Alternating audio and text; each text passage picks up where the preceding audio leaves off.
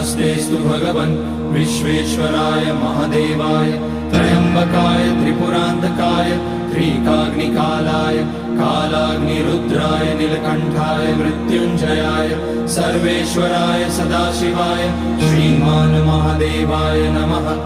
ॐ नमः शम्भवाय च मयोभवाय च नमः शङ्कराय च मयस्कराय च नमः शिवाय च शिवतराय च।